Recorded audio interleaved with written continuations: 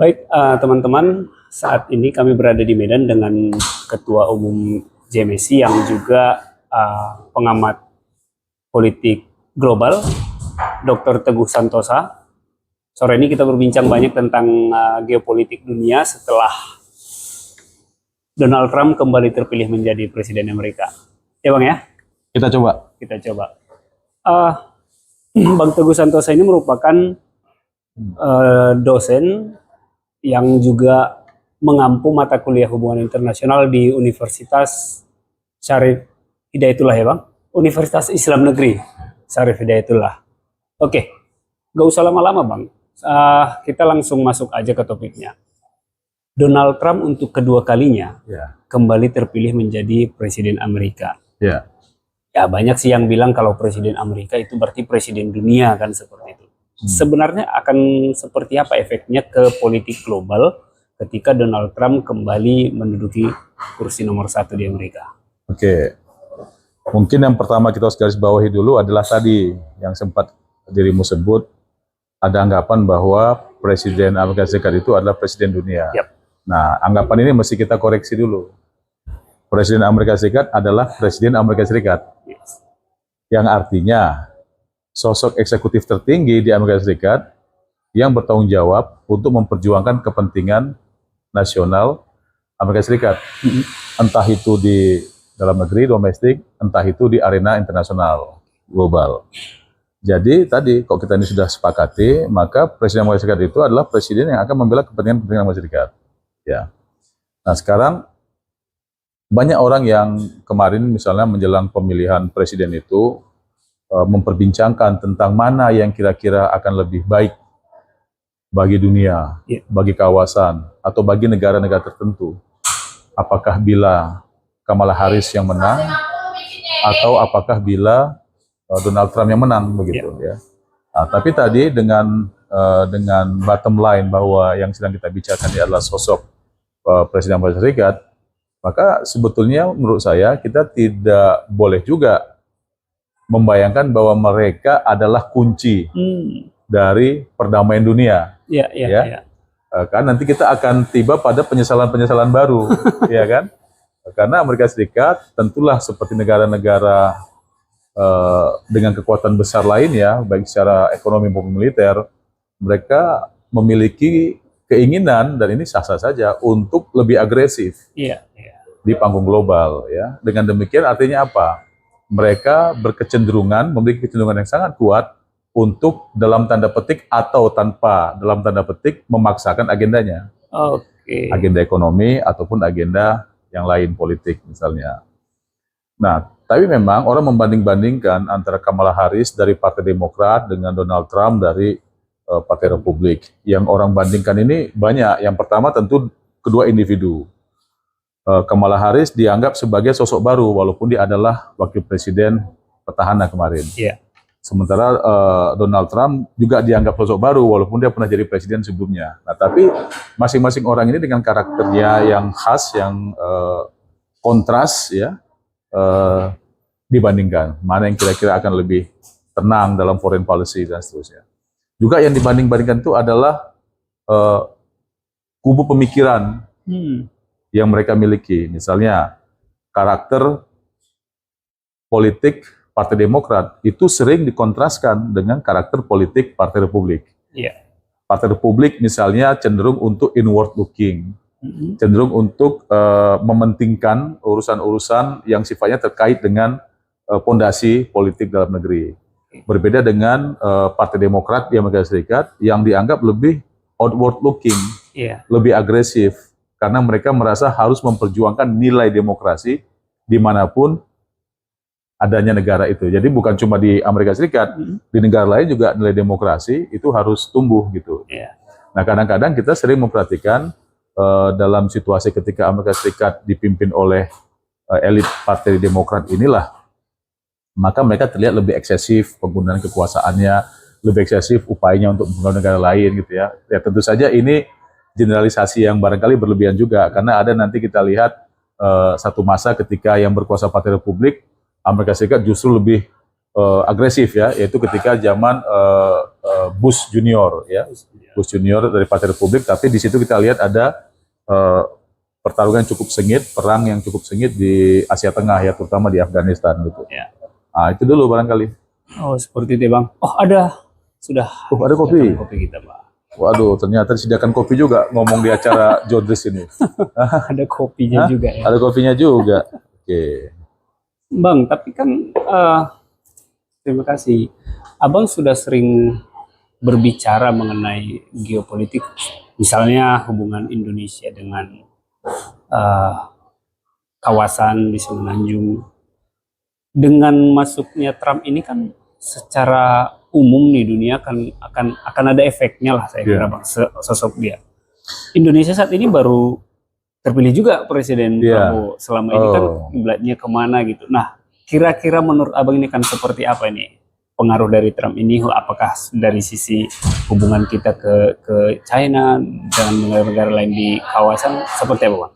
Ya, pertama kita berarti mundur dulu ke dalam negeri nih ya. Boleh. Oke, jadi kalau kita perhatikan foreign policy kita itu kan secara umum sama ya. Sejak kita merdeka lah, apa foreign policy kita itu sudah disebutkan di pembukaan Undang-Undang 45 bahwa kita merasa harus terlibat aktif dalam proses menjaga perdamaian dunia ya.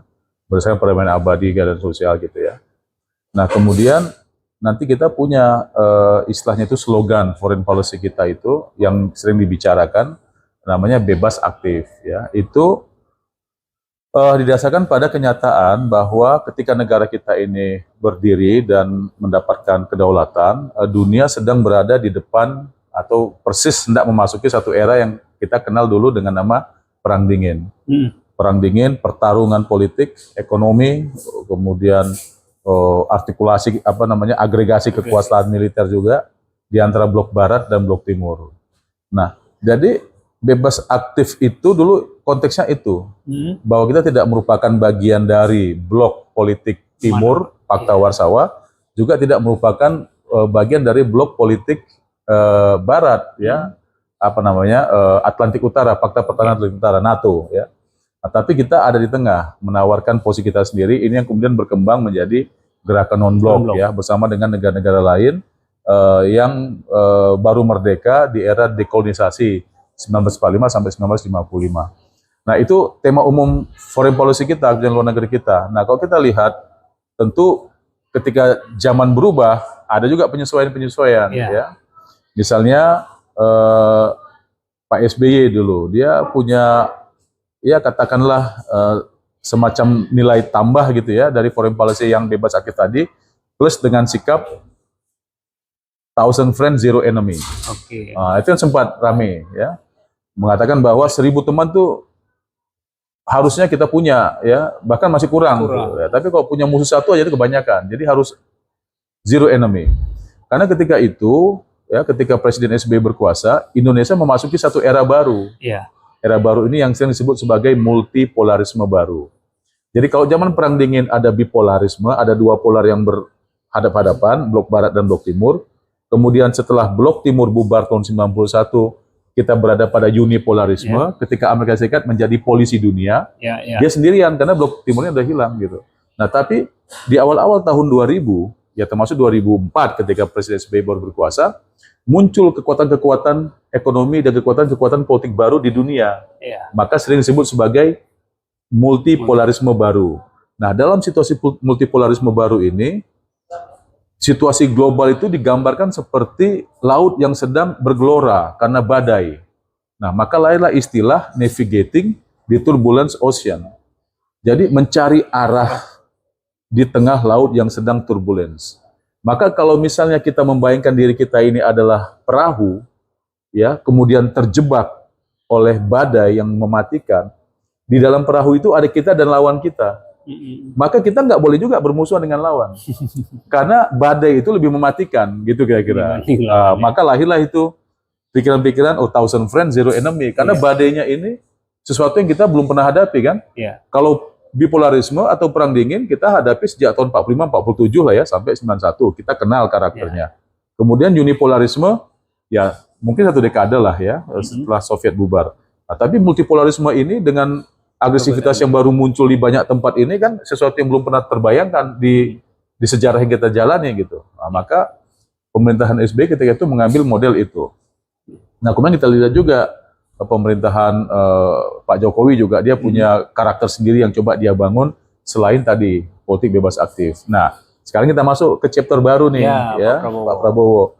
Pak Prabowo juga sudah menyampaikan, ya, pertama ingin mempertegas bebas aktif, dan yang berikutnya, kalau kita perhatikan ada kata kunci lagi nih, good neighbors, tetangga yang baik bagi tetangganya gitu ya. Jadi kita ingin hadir menjadi sosok yang bisa menawarkan solusi, ya kan? Nah, sosok yang bisa menawarkan solusi ini haruslah sosok yang memang bisa mencari solusi untuk dirinya sendiri dulu. Oke. Ya kan? Makanya kalau saya perhatikan keinginan untuk membangun citra Indonesia di panggung internasional itu dikaitkan juga dengan kemampuan Indonesia untuk menata kembali sektor ekonominya. Maka nanti kita bisa lihat itu ada kaitannya juga dengan kedaulatan pangan. Ya, dengan katakanlah misalnya ya dengan misalnya ekonomi yang lain lah, sektor ekonomi yang lain. Karena tidak mungkin kita bisa menjadi aktor yang menawarkan solusi perdamaian bagi negara lain kalau kita dianggap belum nggak selesai dengan diri sendiri gitu. Jadi ini dua hal yang hendak dikaitkan nih di era Pak Prabowo saya lihat ini. Nah, jadi itu kira-kira. Nah, sekarang baru kita masuk ke hal yang paling akhir, yaitu kemenangan Donald Trump. Nah, kalau kita perhatikan Donald Trump dan Kamala Harris kemarin itu tentang foreign policy yang mereka bicarakan itu apa? Misalnya soal posisi Amerika Serikat terhadap perang di Ukraina, ya, itu satu. Atau juga misalnya posisi Amerika Serikat terhadap perang yang sedang berkecamuk di Timur Tengah misalnya. Bagaimana kedua kandidat kemarin itu melihat Palestina, ya, bahkan mungkin melihat solusi dua negara yang sudah menjadi kesepakatan internasional mengenai jalan penyelesaian masalah di antara Israel dan Palestina misalnya. Juga misalnya melihat bagaimana Iran, melihat bagaimana Lebanon, ya. Tadi Ukraina saya sudah sempat singgung juga. Kalau Kamala Harris bilang dia akan memberikan dukungan yang sangat maksimal terhadap Ukraina untuk menyelesaikan pertarungan. Ya. Nah, tapi kalau Donald Trump tidak. Dia bilang 24 jam pertama setelah saya menjadi presiden nanti dilantik, maka saya akan menghentikan bantuan buat Ukraina. Ya kan? Nah, tapi sikap Donald Trump ini juga bukan sesuatu yang baru dan mengejutkan, karena ketika dia berkuasa tahun 2016-2020, hal-hal pertama yang dia sampaikan juga adalah kritiknya terhadap NATO, ya, karena menurut dia Amerika Serikat ini berbuat terlalu banyak hal hanya untuk menjaga wilayah negara lain yang tidak memberikan kontribusi pada Amerika Serikat.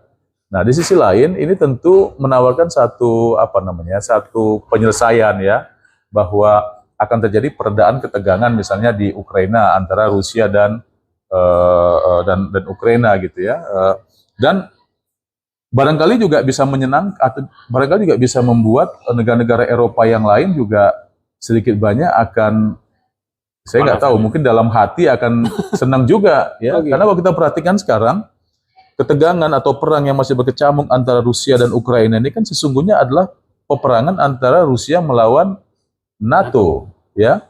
Sekarang negara-negara anggota NATO di Eropa terutama dan juga Amerika Serikat, mereka kan mesti memberikan sumbangan yang cukup signifikan buat Ukraina. Sementara Rusia strategi perangnya tidak mau cepat selesai. Ya, orang kan sering mengatakan, wah, Rusia ini ternyata nggak kuat-kuat banget. Buktinya Ukraina yang ukurannya kecil nggak segera selesai nih. Ya, ini sudah 2 tahun lebih.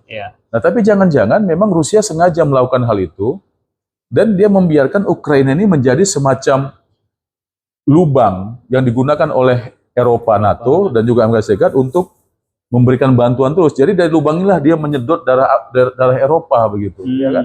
Sehingga sebetulnya yang dia hukum ini bukan cuma Ukraina tapi seluruh Eropa.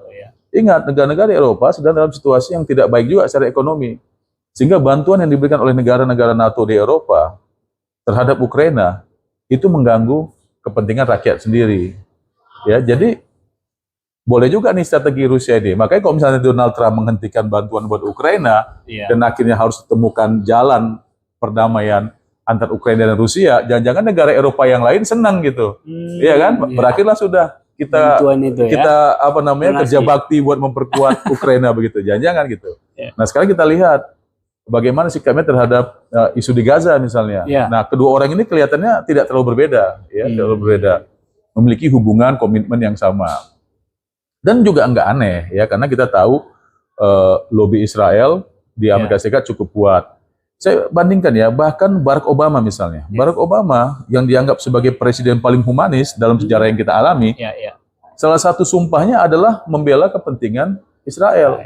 Walaupun dia tidak menyebutkan misalnya membela kepentingan Israel dalam rangka menghabisi Palestina misalnya, tidak. Nah, tapi kan kalimat ini menggantung dan ini bisa dimaknai sebagai apapun gitu. Jadi menurut saya memang Amerika Serikat nggak usah ditunggu presidennya siapa, ya pasti sikapnya akan begitu. Nah, cuma sekarang apakah ada ruang yang diberikan oleh Donald Trump untuk bernegosiasi atau berdialog? Nah, ini yang menarik. Apakah ada peluang itu? Saya kira melihat pada pengalaman Donald Trump ketika dia berkuasa di periode sebelumnya 2016-2020 dalam kasus di Semenanjung Korea misalnya, ternyata ada ruang. Coba, kan kita kalau masih ingat tahun 2017 itu Donald Trump seperti nggak mau dialog dengan Korea Utara. Udah pokoknya perang, pokoknya perang, pokoknya perang. Tapi siapa yang kemudian tidak terkejut ketika akhirnya Donald Trump menawarkan dialog dan disambut oleh Kim Jong Un, ya, kemudian bahkan tadi dia sempat menyeberang, ya, dalam pertemuan 2019 di bulan Juni kalau tidak salah, atau mereka bertemu langsung di Singapura dan di Hanoi di Vietnam. Ini kan hal yang tidak terbayangkan sebelumnya. Ada ruang buat dialog gitu ternyata untuk seorang yang namanya Donald Trump. Nah, apakah untuk isu Israel Palestina dia juga akan memberikan ruang dialog itu? Bisa jadi. Karena begini, saya perhatikan selalu ada keinginan bagi penguasa baru untuk melakukan hal-hal yang tidak dilakukan oleh rejim sebelumnya. Dan itu bisa dikatakan teori yang berlaku umum. Tapi ini kan dia penguasa sebelumnya nih, Bang. Ya, zaman meskipun terpotong lah satu. Ya, tapi kan zaman Donald Trump tidak ada perang. Ya kan, tidak ada perang. Tidak ada perang di Korea, tidak ada perang di Eropa, NATO dan Rusia, tidak ada perang di sini juga kan gitu. Israel Palestina. Nah, iya, nggak ada. Ya, kalau ketegangan di perbatasan itu kan kita sudah tahu lama kan gitu. Nah, itu kira-kira yang menarik. Ini boleh diminum nggak nih atau cuma lihat aja? Minum dulu lah. Terus gini, Bang, kan aku tertarik sebenarnya dengan kebijakan luar negerinya. Kalau Bang bilang tadi kan singgung, kita menjadi tetangga yang baik yang jadi kebijakan luar negerinya Prabowo. Belakangan ini, Bang, hubungan ekonomi Indonesia dengan Cina dan kemudian itu kan akan juga berkaitan dengan ekonomi global, misalkan lah hubungan ke ekonomi Eropa. Indonesia ini maksud Abang itu harus menyelesaikan dulu persoalan dirinya sendiri sebelum menjadi tetangga yang baik itu di mananya gitu. Gini, ini sebetulnya teori rumah tangga biasa ini. Ya, setiap rumah tangga pasti punya kebutuhan. Betul. Nah, kebutuhannya itu bisa dipenuhi oleh dirinya sendiri atau oleh orang lain.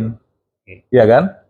Kan gitu. Masuk akal kan? Iya, betul. Nah, jadi ketika ada urusan kita atau kebutuhan kita yang kita tidak bisa selesaikan, maka kita mencari dari mana kita bisa mendapatkan sumber untuk memenuhi kebutuhan kita. Iya kan? Iya, nah, betul. Tahun 2008 terjadilah krisis ekonomi yang memukul Amerika Utara dan Eropa. Mortgage waktu itu penyebabnya itu adalah kredit perumahan perbankan. Ya, jadi tahun 2008-2009 itu bisa dikatakan bahwa partner tradisional Indonesia secara ekonomi, negara-negara barat, itu kesulitan untuk membantu Indonesia. Karena mereka sendiri sedang bermasalah. Nah, yang paling ready waktu itu namanya adalah Republik Rakyat Cina, ya kan? Karena mereka juga sejak awal tahun 2000, mereka memompa perekonomiannya, mereka melakukan industrialisasi, ya kan? Mereka menyerap tenaga kerja begitu banyak, mereka bikin benda apapun, mereka fokus pada hardware, ya kan? Dan hasilnya bisa dilihat ya tadi 2006, 2008, 2009 mereka akhirnya dengan percaya diri mengklaim laut Cina Selatan gitu, ya kan? Tahun 2011 mereka kasih lihat pesawat, bukan pesawat, kapal selam tenaga nuklirnya. Kesini udah semakin mengerikan gitu, ya kan? Nah, tapi tadi kenapa sampai terjadi ketergantungan? Dan terdapat orang bilang gitu. pada Cina ya, yang mungkin 2 dekade lalu tidak pernah Tidak kedengaran terjadi. ya, karena tadi partner tradisional sedang kesulitan, Mm-mm. sehingga yang tersedia adalah sumber-sumber baru buat kita, Oke. ya kan? Nah, jadi nggak bisa disalahkan juga, karena tadi ada kewajiban bagi pemerintah di Indonesia ini untuk memenuhi kebutuhannya satu. Nah, terus hal lain tentu adalah dengan kapasitas produksi yang begitu besar yang dimiliki oleh Republik Rakyat Cina dengan jumlah manusia yang cukup besar, mereka menjadi pabrik dunia, sehingga produksi barang di sana lebih ekonomis. Mm-mm. Lebih ekonomis karena mereka terbiasa untuk memproduksi barang dengan satuan 1,4 miliar gitu loh. Iya. Ya, semakin banyak yang diproduksi semakin murah. Jadi karena dia lebih murah, kita juga situasi ekonomi mau tidak mau terganggu karena ada krisis di teman-teman tradisional kita. Ya akhirnya kita mencari barang-barang kita butuhkan tetapi dengan harga yang lebih murah. Nah, ketemunya di situ gitu. Mm-mm. Ya kan? Nah, cuma memang krisisnya kemudian berkepanjangan. Dan kemudian setelah krisis ekonomi ini muncul hal-hal baru di panggung dunia, sehingga akhirnya sehingga ada kesan, sekarang yang paling ready untuk membantu Indonesia dan juga dunia itu adalah itu gitu ya. Gitu. Saya kira itu aja penjelasannya. Indonesia kemudian akan bisa memposisikan dirinya di bidang mananya nih Bang? Kan sumber daya kita yang punya nih, Ya. tapi bahan baku. Ya, Orang butuh untuk produksi tentu butuh bahan baku. ya. Nah, kemudian nilai tawar kita di mana nih mau diletak ini? Makanya kan kita sejak beberapa tahun lalu sudah berusaha untuk fokus pada apa yang kita sebut sebagai hilirisasi. Oke. Ya, ada semangat itu. Kalau dulu barangkali hilirisasi tidak begitu menjadi tema utama. Kenapa? Karena kebutuhannya adalah dapat fresh money. Ya. Lebih Pokoknya cepat, ada ya. barang ekstraksi jual cepat, ada barang ekstraksi jual cepat. Nah, tetapi kan kebutuhan akhirnya bertambah, teknologi juga berkembang, ya kan? Kemudian kita juga menyadari sekarang bahwa situasi di mana banyak usia produktif daripada usia tidak produktif itu hanya bisa diselesaikan lewat industrialisasi. Artinya apa? Menyerap lapangan kerja. Nah, lapangan kerja itu bahasa lainnya adalah tadi hilirisasi. Nah, sekarang jadi kebutuhan dan harus diseriusi gitu loh. Ya kan? Sehingga kita berharap nanti katakanlah misalnya sekarang orang khawatir ya, misalnya Amerika Serikat di bawah Donald Trump mengetatkan ya impor mobil listrik dari Cina misalnya, ya, karena dianggap mengganggu industri otomotif dalam negeri. Juga Eropa sampai sekarang, tapi Eropa juga nggak berani ban, ya kan? Karena nanti harga mobil konvensional di Eropa memang tinggi banget gitu, ya kan? Sementara banyak orang yang ingin jadi importir di Eropa, gue nggak peduli lah mau dari mana mobilnya, yang penting ada yang gue jual gitu, ya kan? Nah, jadi, tapi kembali ke situasi tadi, misalnya Amerika Serikat akhirnya melakukan pengetatan terhadap industri-industri dari Cina yang menggunakan katakanlah komoditas baterai. Iya. Sementara bahan baterai banyak dari kita gitu, misalnya. Indonesia. Maka kan kita jadinya seperti terpengaruh kan? Seperti terpengaruh. Jadi akhirnya Cina akan kerepotan untuk jual barangnya ke Amerika Serikat. Sementara dalam barang yang diproduksi oleh Republik Cina itu ada komponen kita kan gitu. Betul. Nah, ya, saya sih membayangkan hilirisasi itu juga akhirnya akan membuat kita untuk membangun sendiri Industri kita. industri itu dan kemudian kita saja yang dilangsung tanpa menitipkan komponen mineral kita ke barang orang lain gitu loh. Entah itu pasarnya nanti ke Amerika, entah itu nanti pasarnya ke Eropa kan gitu. Nah, tanda kara ini kan cukup kuat. Buktinya apa?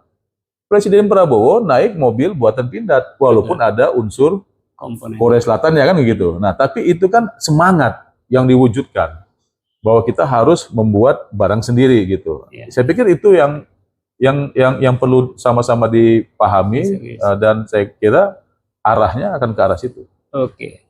Sebagai penutup, artinya Donald Trump terpilih, Indonesia juga akan punya beberapa trigger untuk membuat kebijakan luar negerinya yang baru yang tentunya akan memenuhi kebutuhan sendiri tanpa harus mengurangi hubungan dengan berbagai negara di kawasan. Apakah seperti itu atau gimana, Pak? Iya, saya kira begitu. Kita tadi good neighbor itu ya kita hanya bisa jadi good neighbor kalau kita tidak menyusahkan orang. Ya kan? Dan kita sudah memenuhi kebutuhan sendiri. Ya kan? Jadi yang dipikir good neighbor itu adalah orang yang rajin memberikan bantuan. Oh iya, itu benar. Tapi kalau misalnya dia juga punya persoalan, dia jadi persoalan bagi masyarakat gitu loh. Jadi good neighbor itu lu kuat untuk bantu siapapun dan lu kuat untuk bantu diri lu sendiri. Itu baru good neighbor. Dan saya pikir Pak Prabowo berpikirnya ke arah itu juga. Artinya optimisme baru kita di Ya, Pemimpin ini Prabowo. akan lebih menarik. Oke, teman-teman, perbincangan dengan pakar yang selalu berbicara mengenai hubungan internasional, geopolitik dunia, Dr. Teguh Santoso, sampai di sini dulu. Tentu akan banyak lagi perbincangan ke depannya yang lebih menarik tentunya mengenai politik global yang akan kami sampaikan dengan beliau. Terima kasih, selamat sore. Terima kasih Bang Teguh. Ya, Riz, kita selesaikan kopi kita.